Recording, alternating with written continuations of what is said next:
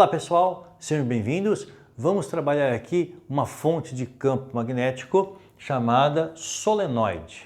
O solenoide, também podendo ser chamado de espiral, igual a espiral do caderno, né? Ou bobina.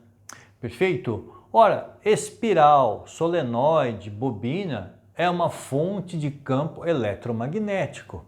Ou seja, a passagem de corrente elétrica pelo espiral, pela bobina, vai produzir um campo eletromagnético, um campo magnético devido à passagem da corrente elétrica.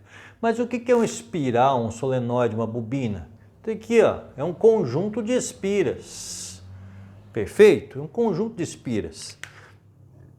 Eu tenho aqui uma superfície bidimensional plana, então vamos imaginar aqui ó, o pontilhado como sendo a parte lá de trás e a reta cheia a parte da frente. O que está acontecendo então? Ora, girou, vai lá para trás, atravessa a parede, volta, vem para frente, lá atravessa a parede, volta, vem para frente, atravessa a parede, vem, volta para frente. Olha, beleza, então eu tenho um solenoide ou uma bobina ou um espiral. O que acontece? Né? A passagem da corrente elétrica por cada espira vai gerar um campo magnético.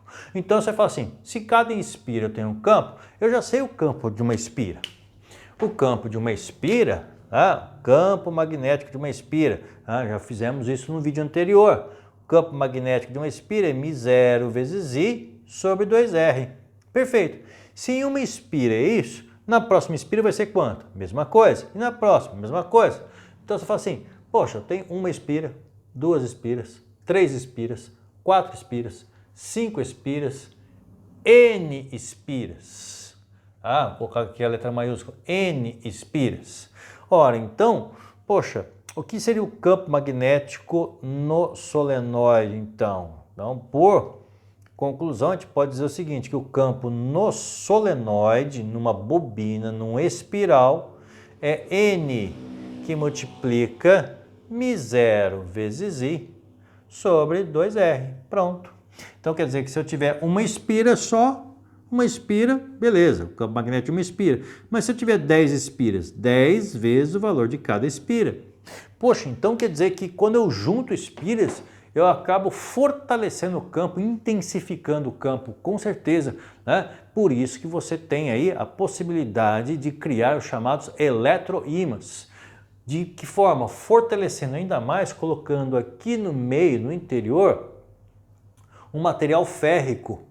Ao colocar um material férrico aqui, uma barra de aço aqui no meio, você intensifica ainda mais o campo magnético, da ordem de 1000 vezes, dependendo do material férrico que você utilizar. Opa, então cria um eletroímã. Posso fazer em casa? Pode. Como? Nossa, mas como é que eu vou fazer isso? Pega um prego, pegou um prego, enrolou naquele prego fio de cobre encapado, né? Fio de cobre que tem aquele verniz vermelho, né? Aí, ligou isso aqui numa pilha, beleza, tá aqui polo positivo, polo negativo.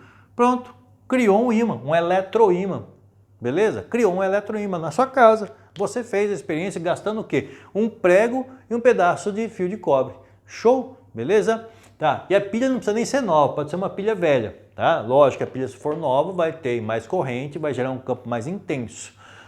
Mas então ao juntar espiras, eu cria um campo cada vez mais intenso. Quanto mais espiras, mais intenso um campo. Só tem um porém. Quer dizer, se isso aqui for muito extenso, a extensão acaba interferindo aí no seu campo magnético. Se ele ficar muito extenso, então o campo fica muito longo, você vai ter aí uma redução do campo, ou seja, vai ter uma interferência do comprimento.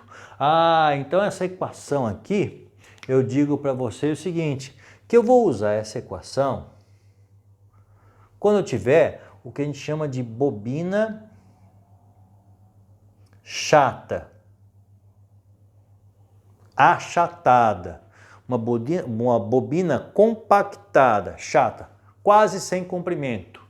Quer dizer, você fala assim, o raio é muito maior do que o comprimento. Agora, se o comprimento dela, se a extensão da bobina for maior do que o seu raio, então o raio praticamente seria desconsiderado, desprezível diante do comprimento dela. Opa, então eu posso ter uma segunda possibilidade aqui.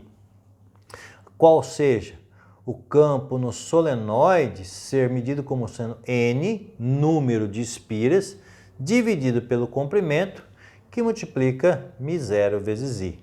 Ora, então aqui quando eu tiver uma bobina extensa, uma bobina comprida, uma bobina que tem comprimento, então aqui uma bobina longa,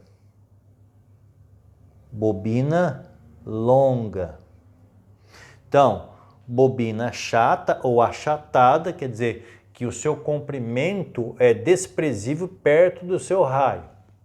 E uma bobina longa, acontece, o comprimento é muito significativo perto do seu raio, ou o seu raio é desprezível perto do comprimento. Perfeito? Legal? Então, moçada, assim eu tenho a terceira aqui, uma terceira fonte de campo. A primeira fonte de campo, fio retilíneo. Uma segunda fonte de campo, a espira. E a terceira fonte de campo, o espiral ou conjunto de espiras, chamado de solenoide. Legal? É isso aí, galera. Valeu!